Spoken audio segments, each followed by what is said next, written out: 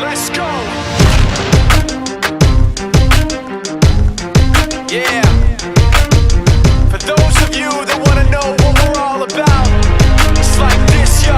This is 10% luck, 20% skill, 15% concentrated power of will, 5% pleasure, 50% pain, and 100% reason to remember the name.